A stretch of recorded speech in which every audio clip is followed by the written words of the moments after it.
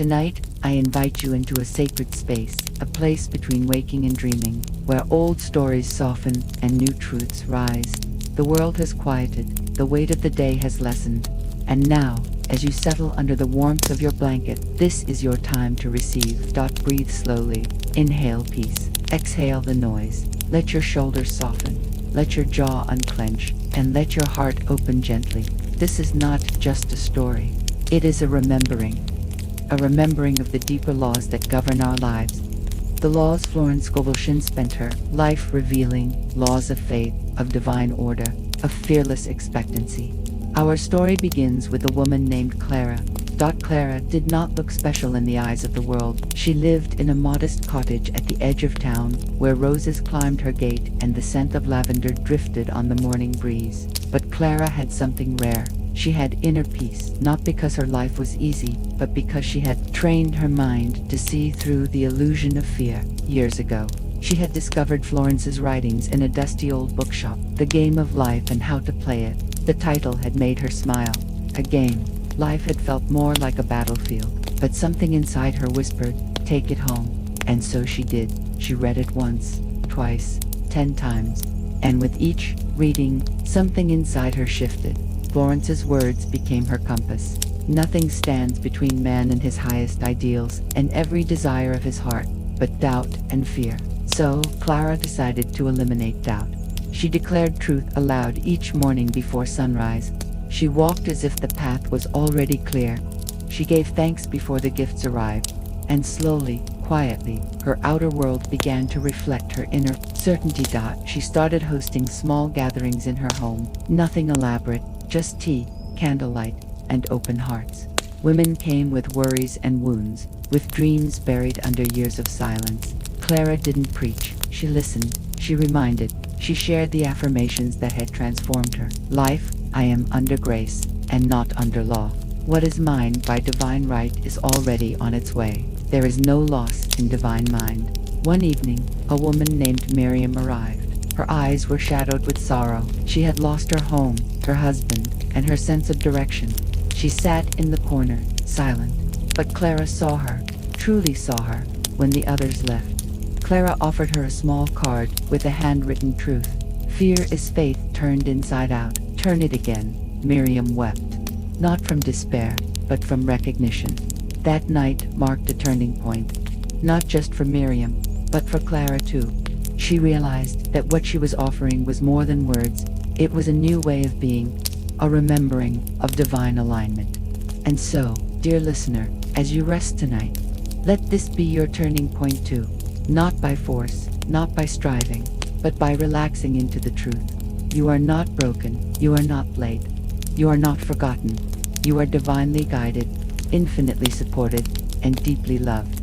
Close your eyes now, if they are not already closed, and allow this remembering to root itself deep within you as we continue Clara's story.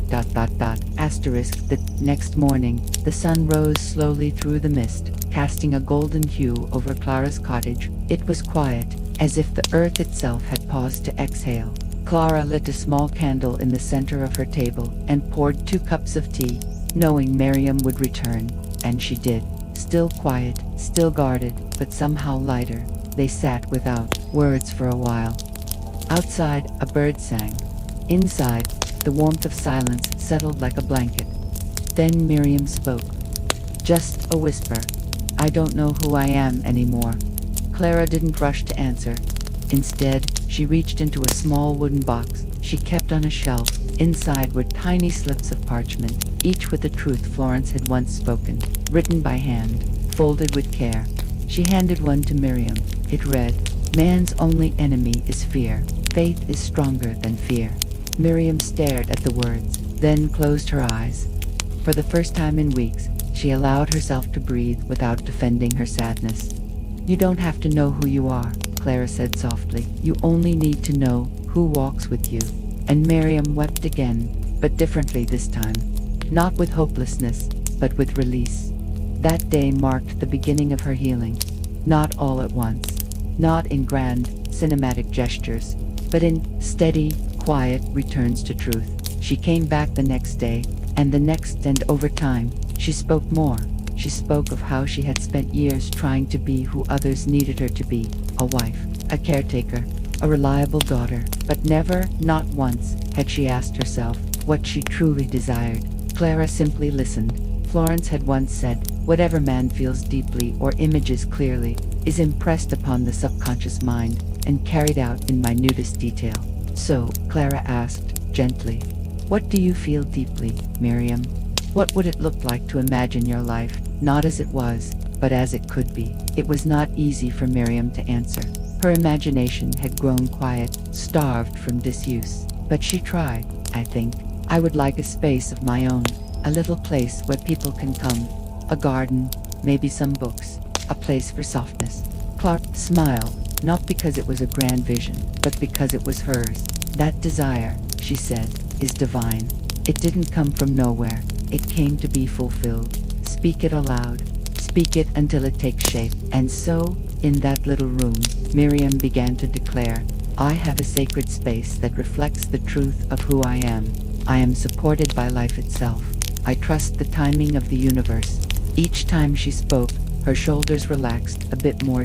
Each time, she believed, the path became a little clearer. Meanwhile, Clara tended to her own spirit. She rose with the dawn, walked barefoot through her garden, and thanked the divine for both the visible and the unseen. She knew that everything, even delays, even loss, were teachers. Florence had taught her. There are no lost opportunities in divine mind. As one door shuts, another door opens. So when Miriam received news that a friend of a friend had a small cottage they no longer needed, Clara was not surprised. She simply smiled and whispered, "Of course."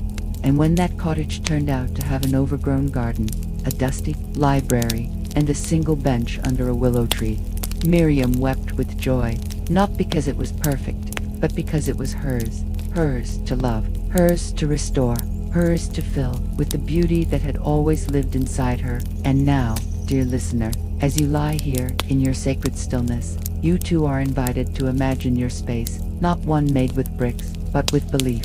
Imagine what it would feel like to live free of fear, to live in harmony with divine law, to trust the invisible as much as the visible. Let that vision be your lullaby tonight, and as you drift deeper into rest, repeat this softly within: "I now prepare for the fulfillment of my heart's true desire.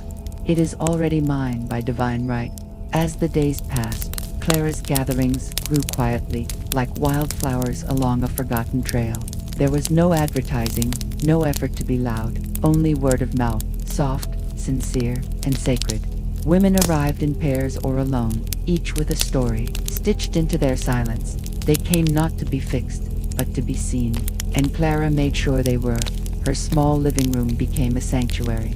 Cushions circled the wooden floor, candles flickered on shelves, and the scent of chamomile lingered in the air. The teapot never cooled, and the kettle's whistle was almost as familiar as breath. One evening, a woman named Lillian arrived. She wore a coat far too heavy for spring, her hands tucked deep into the pockets, as if protecting something fragile. Clara greeted her gently. "Take your time," she said. "You don't have to speak. Just sit. Just be." Lillian didn't speak for 3 visits. She sat near the window and stared at the swaying birch tree outside. Her stillness was not cold, but cautious, like someone waiting for proof that they would not be harmed. Clara offered her space, not solutions. She had learned from Florence that forcing someone to bloom before they're ready only damages the petals. Instead, she would read aloud from Florence's writings while the women listened, eyes closed, hearts open. Words like, "Man must prepare for the thing he has asked for when there isn't the slightest sign of it in sight." Clara explained that this was not about denial, it was about alignment. That we do not attract what we want, we attract what we are ready to receive. Lillian finally spoke on the 4th night. Her voice cracked, thin from disuse. "I used to believe in goodness," she said. "I used to trust life. But then everything broke. No one interrupted. No one tried to console." Clara simply nodded, as if to say, "Yes, I've been there too." And then, she whispered, "Sometimes, when everything breaks, it is not the end. It is the beginning of truth." Lillian's eyes filled. She didn't wipe them away. That night, Clara gave her a card with one sentence, written in pen. I now prepare for the gifts of the Spirit. I expect the impossible and receive the miraculous. Lillian held the card with both hands. Something in her posture shifted, not fully open, but no longer closed. In the days that followed, Clara continued to hold the space. She reminded each woman that her words were not spells, but seeds. And seeds required nourishment, belief, patience, and unwavering expectation. One of the women, Julia, stood up after a session and said, "It's strange. I haven't changed anything in my outer life, but something inside me feels brand new. It's like I'm remembering who I was before the world told me otherwise." Clara smiled, recognizing the signs. The shift had begun. The remembering was taking root. The next morning, Clara walked to the market in silence. The town still held its hush, not from fear, but reverence. A kind of quietness that appears when people begin to trust life again. Birds moved among branches, and the early light spilled over cobblestones like honey dot. She carried a basket, but more than food, she was gathering symbols. A rosemary sprig for remembrance, a bundle of lavender for peace, a lemon for clarity. Everything, to her, was an affirmation if seen with awakened eyes. She recalled something Florence had written. Intuition is a spiritual faculty and does not explain, but simply points the way. Clara had learned to follow that subtle pointing. It never shouted, it never forced, it whispered, and when she listened, it led her to miracles. At the corner stall, she met an elderly woman selling hand-woven cloth. They exchanged a few words, and as Clara held one of the fabrics, soft blue, with gold thread woven subtly through, the woman said, "I wove this after my husband passed. Each thread carries a prayer." Clara pressed the cloth to her chest, deeply moved. "It's beautiful," the woman smiled. "It was never about the cloth. It was about remembering I still had something to give." Clara bought the fabric and walked home with tears on her cheeks, not from sorrow, but from sacred recognition. Everyone, in their own time, was waking up. Back at home, she spread the cloth over her reading table. It became the center of her next gathering, not as decoration, but as invitation. "Everything in this space," she told the women that night, "is here because it holds meaning. Nothing is random. Not the tea we drink, not the words we speak, not even the pain we've endured." They sat in silence after that. Not empty silence, but holy. It was the kind of pause that held more wisdom than 1,000 sermons. Then Clara read aloud, "Behold, I make all things new.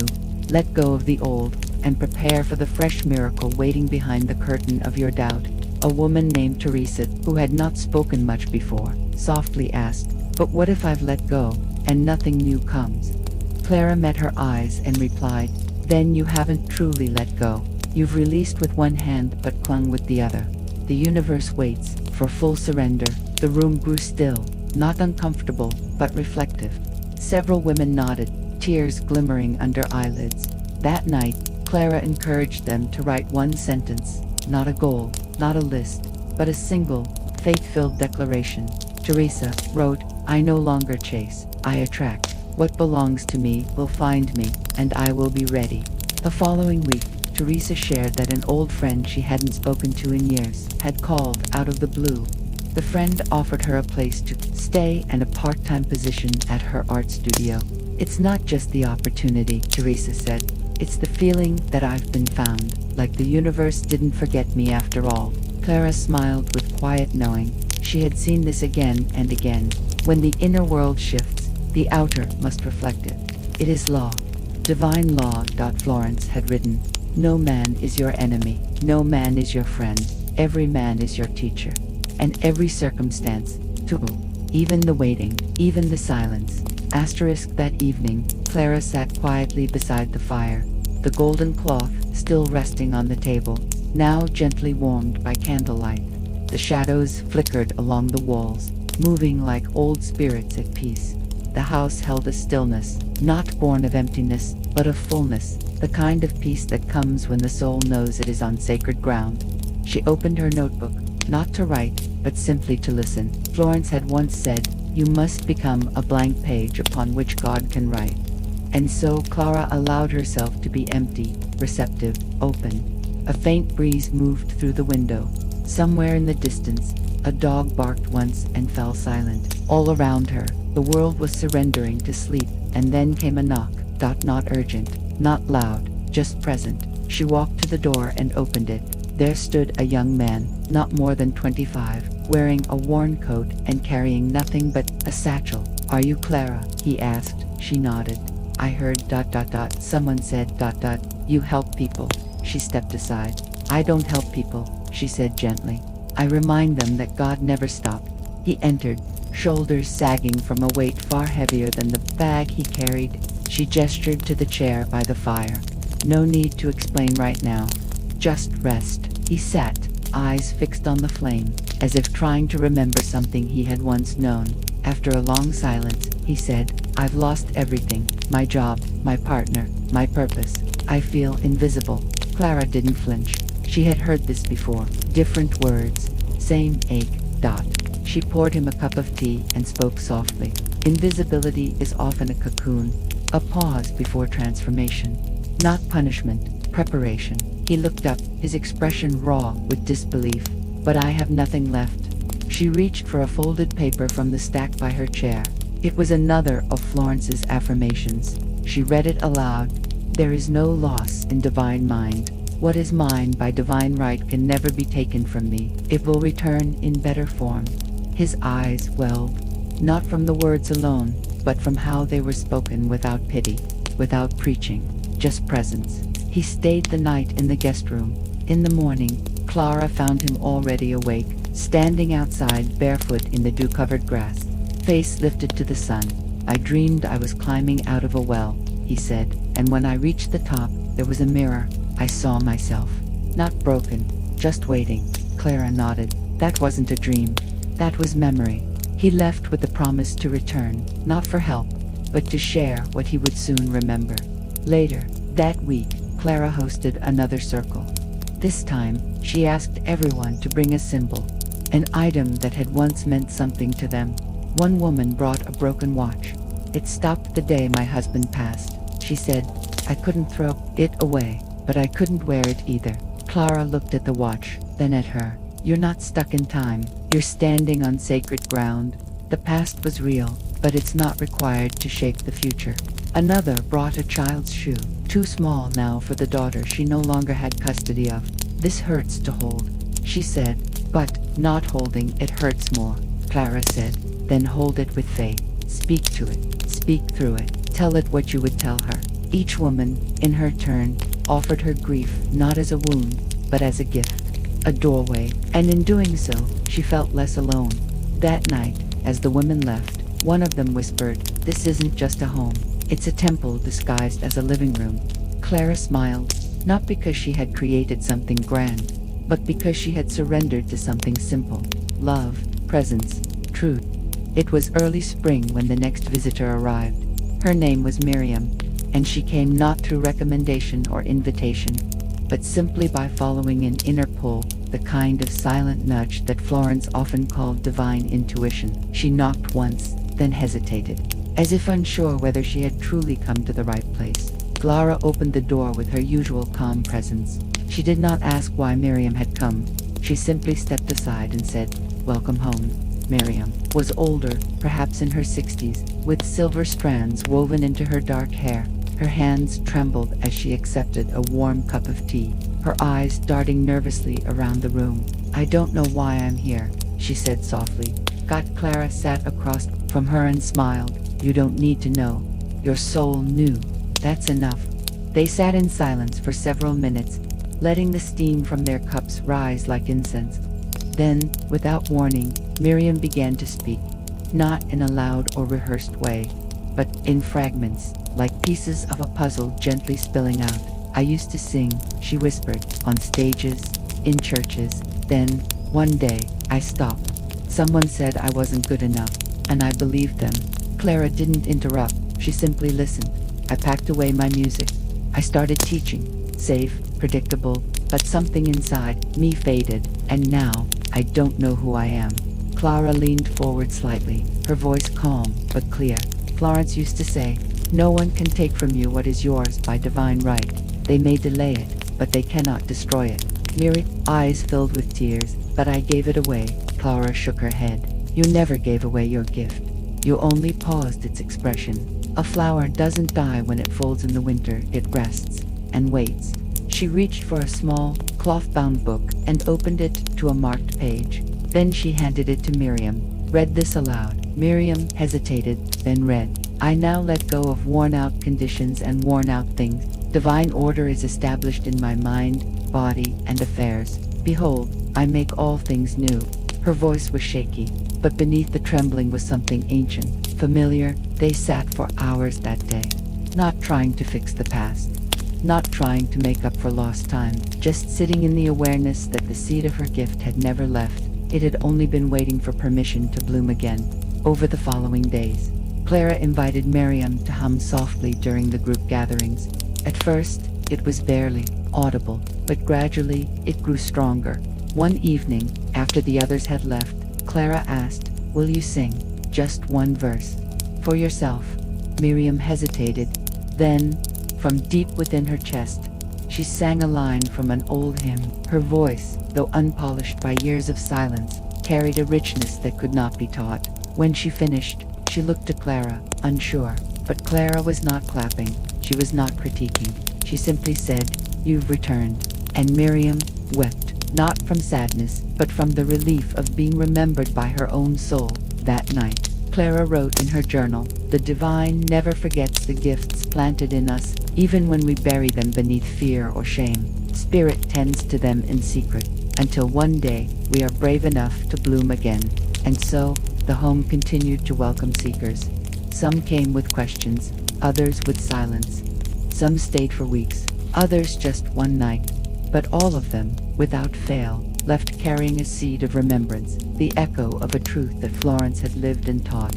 You will never want or lack for anything if you trust in the divine plan. The living room became a sanctuary. The garden, a quiet place of surrender. The kitchen, a space where meals were made with intention and laughter. Even the hallway, once plain, now held the energy of sacred passage, every corner imbued with the presence of transformation. And in every heart that passed through, something awakened, sometimes quietly, sometimes with fire, but always, always in love. Weeks passed, and the home that Clara had once thought of as quiet and lonely now pulsed with new energy. Not chaotic, not overwhelming, but alive in the gentlest way. The walls, once bare, now bore quiet reminders of each woman who had come through and left a piece of herself behind. A note pinned to the kitchen corkboard, a dried flower pressed into a windowsill book, a painted stone resting near the garden gate. Clara had stopped trying to plan or control the flow of visitors. She simply trusted that those meant to arrive would do so. This was Florence's principle of non-resistance in action, to cease pushing against life and, instead, to move in rhythm with it. One Sunday afternoon, while Clara was folding linens in the sunroom, she heard footsteps on the gravel path. She opened the door before the knock.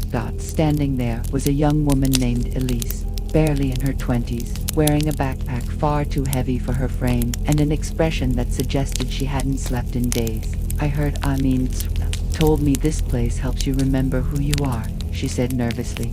Clara nodded. "It doesn't tell you who you are. It simply reminds you of what you already know deep down." Elise stepped inside and dropped her bag to the floor with a sigh of surrender.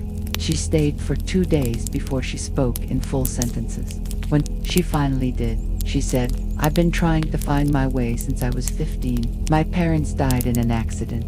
I was passed from one relative to another, always moving, always adjusting. I never learned how to trust that anything or anyone could stay." Clara didn't offer pity. She offered presence. Florence taught that faith knows it has already received and acts accordingly. You don't need to have proof that stability exists. You only need to believe it can, and it begins to form around you. Elise blinked, unsure how belief alone could shape reality, but something in Clara's voice made her want to try. That night, she sat at the round table with the other women. Each was in a different chapter of her life, but none were pretending to have it all figured out.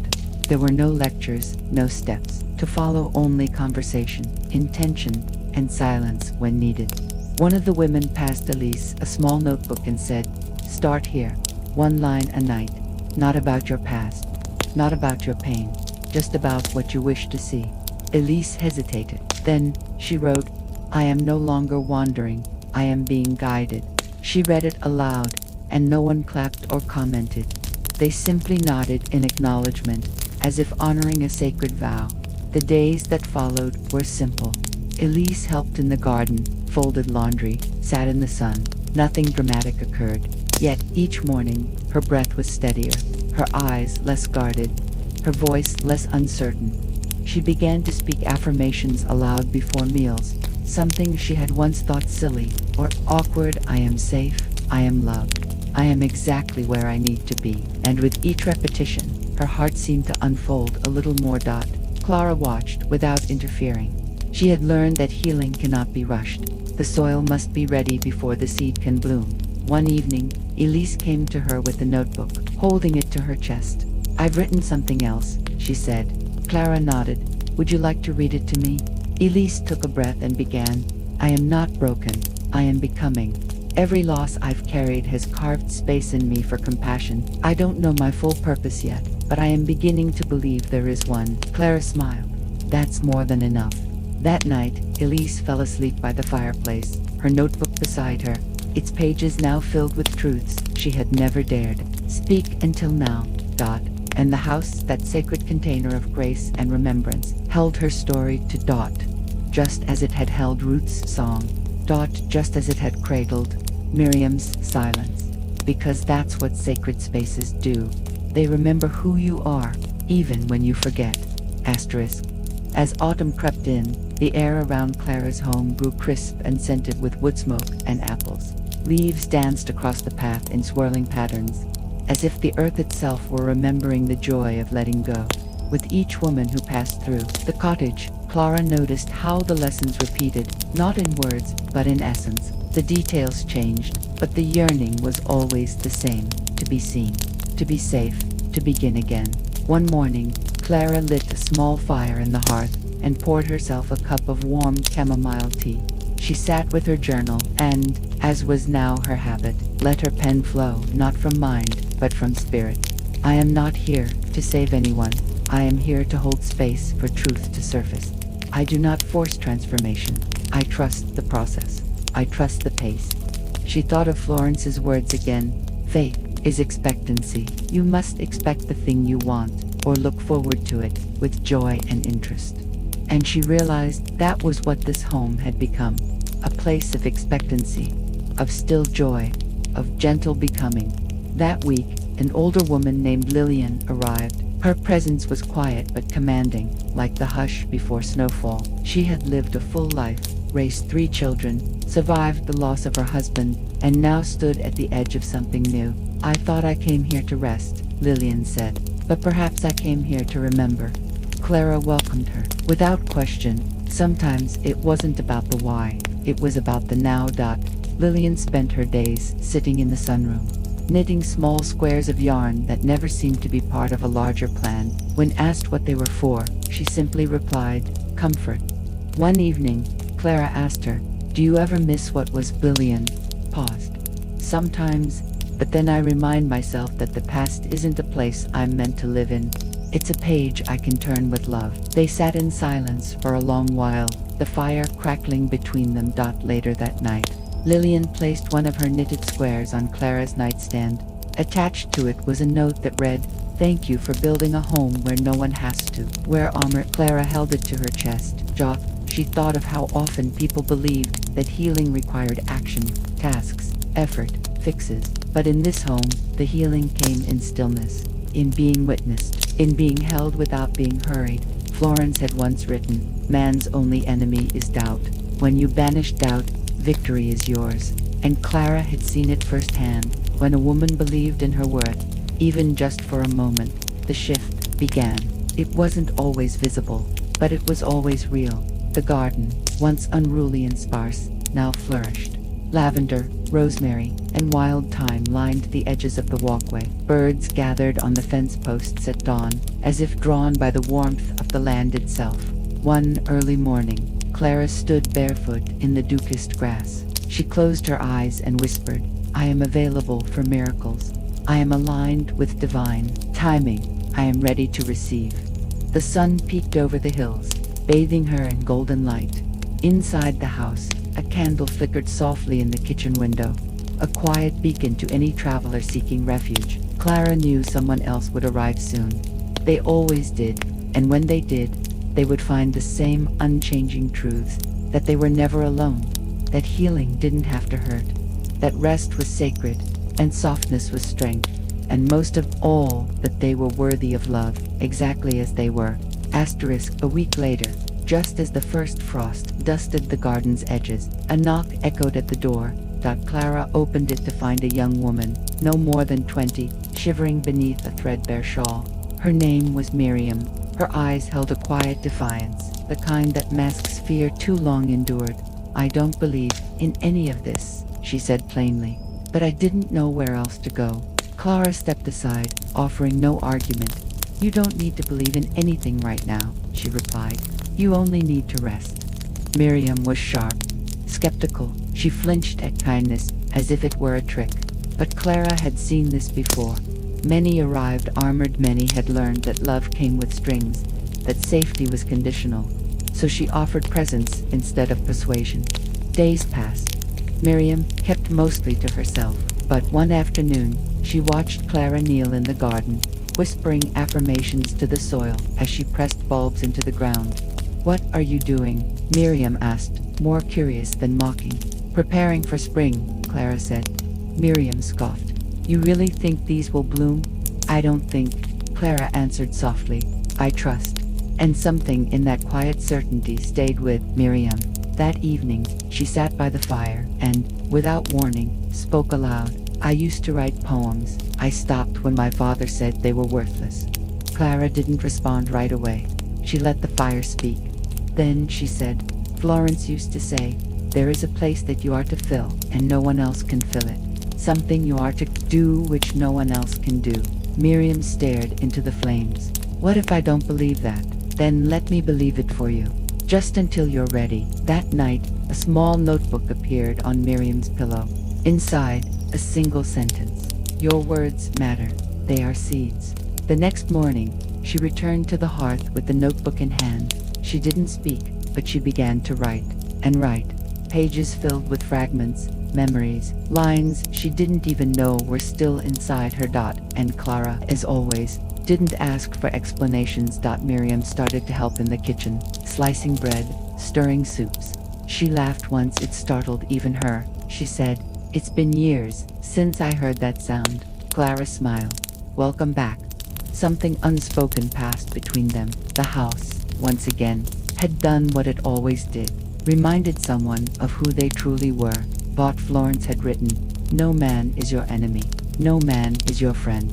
Every man is your teacher." Clara thought of that as she watched Miriam peel apples by the window. Every soul who entered her door brought something sacred, a mirror, a message, a lesson. The house now held dozens of such stories. It wasn't a shelter in the traditional sense. It was a sanctuary, a place where the soul could uncoil and remember how to breathe. At night, Clara would light a single candle in the hallway, not for light, but for intention. "To all who dwell here," she would whisper, "may peace wrap you like a blanket. May truth find you gently. May you rise, when ready, and walk in your own light." Outside, the frost deepened. The moon rose earlier each evening, and the cottage stood still, a quiet promise etched into the hillside. Inside, a girl wrote poetry, a widow knitted comfort, a seeker boiled tea leaves. A woman prayed aloud with trembling hands for the first time in years, and Clara simply kept the door open. Winter pressed more firmly against the hills, drawing its silver lines across the landscape. Each morning brought stillness, the kind that muffles sound and invites reflection. Snow fell softly, cloaking the cottage in silence, and inside, something sacred was unfolding. The house had become more than shelter. It was a womb for rebirth. Clara noticed how the women, once strangers, now moved around each other with grace, not because they were the same, but because they saw something eternal in one another. Grief, longing, hope, it all lived there, not as burdens, but as threads in the same tapestry. One evening the women sat together, not out of obligation but desire. The fire cracked, and a pot of herbal tea steamed on the table. No one rushed. The silence between them was full. Not awkward, like a bowl holding warm soup. Miriam read aloud one of her poems. Her voice trembled, but she didn't stop. When I was small, I thought silence was punishment. Now I know it is the doorway to the divine. No one clapped. They didn't need to. The truth had landed. Florence had once written, "Fear and impatience dimit poise magnetizes trust, and never look behind." Those words returned to Clara that night. The women here were beginning to trust, not just in some abstract force, but in themselves.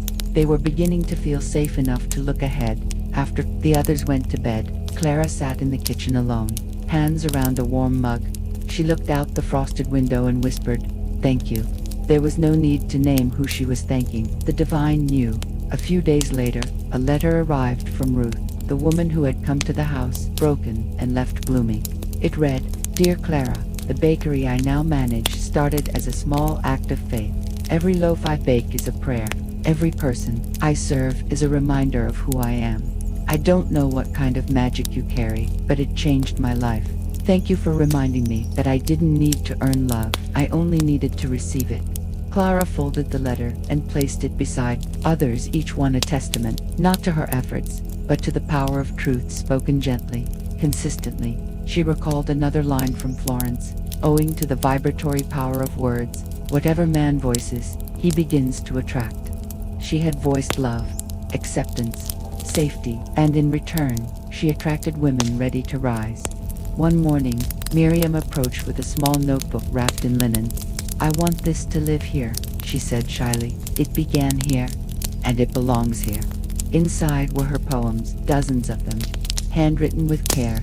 Clara received it like a sacred offering. That afternoon, she placed it on a low shelf in the sitting room. A quiet library was forming, not of philosophy or doctrine, but of real, raw truth. Pages of remembering. Outside, the snow thickened, but inside, the women planted spring with every choice they made, with every meal shared, every tear honored, every breath taken without fear. That evening, as the fire crackled and lamps flickered low, Clara closed her eyes and offered a silent affirmation. "Infinite Spirit, let this house continue to be a sanctuary for all who enter. Let it be a portal to peace, a reminder of grace. Let every heart that crosses this threshold remember its wholeness." Then she arose, lit the hallway candle, and whispered the nightly blessing. "To all who dwell here, may you remember that your life is not small. You are a vessel of divine power. You are the dream of the universe unfolding. Rest now, for tomorrow brings light." The days passed, not with haste, but with harmony. Each moment in the cottage was savored like a well-steeped tea, rich, quiet, and full of intention. New women arrived. Some came with questions they could not yet ask. Others carried stories they had told too many times. And a few came with nothing but silence. Clara welcomed them all the same, not with solutions, but with space. She had learned, as Florence taught, that answers are never imposed. They are revealed when the heart becomes still. Florence had written, "No man is your friend. No man is your enemy. Every man is your teacher." This teaching became the heart of Clara's gatherings. Every woman who came through the door offered a reflection of something unhealed, or something waiting to bloom. One chilly afternoon, Clara guided a simple ritual in the living room. Each woman received a small stone, smooth and palm-sized. "This stone," Clara said softly, "is a placeholder for what you've carried too long, for the burden you're ready to lay down." They sat in silence, cradling their stones.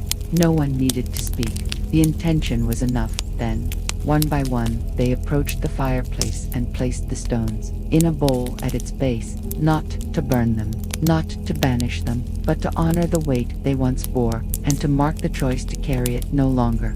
Afterward, no applause, no analysis, just peace. Later that evening, Miriam lingered by the fire. Her eyes were distant. "I spent so long trying to be worthy," she said, finally. "But tonight, I just felt ... here. Not better, not worse, just present." Clara nodded. Sometimes presence is the most sacred place of all. Florence's wisdom echoed once again in Clara's mind. Faith knows it has already received and acts accordingly. These women were beginning to act accordingly, not because their outer lives had changed completely, but because something internal had clicked back into place. They were remembering they were never lost, only wandering. And wanderers too are held. One night, a storm shook the cottage, wind howling, windows trembling. The women gathered in the sitting room, wrapping themselves in blankets and calm. Clara lit a lantern. "We are safe," she said. "Let the storm pass. Let it teach us how strong we are." They breathed together, and when the thunder rolled, no one flinched. Instead, Miriam began to hum, low and steady. Another joined in, then another. And soon the storm was met with song. Not loud, not forced, just true. Florence once said, "Man's word is his wand, filled with magic and power." That night, their voices became wands, not to control the storm, but to bless it, to bless even the chaos. When the wind finally eased, the women remained there, not out of fear, but gratitude. It was never just about healing wounds, it was about creating a new way of being, a way rooted in faith, kindness, and stillness. That night, as they all drifted into sleep, Clara wrote one final note in her journal. "When women gather in truth, miracles happen. When hearts soften, the world shifts." Tonight, we did not resist the storm. We met it with song. The final morning in the cottage came quietly.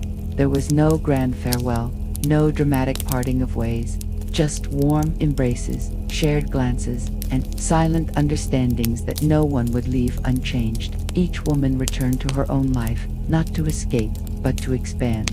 They went back to jobs, families, and cities that had once felt overwhelming, now equipped with something invisible, yet unshakable.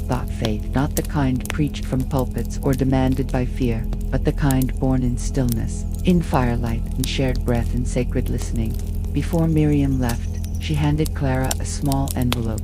Inside was a slip of paper, upon which was written a single line: "I now prepare for my blessings, for they are already prepared for me." Clara smiled. That was one of Florence's most beloved affirmations, and Miriam had not just memorized it, she had lived it. Clara watched the women disappear down the path, one by one. Then she stepped back inside and let the door close softly behind her.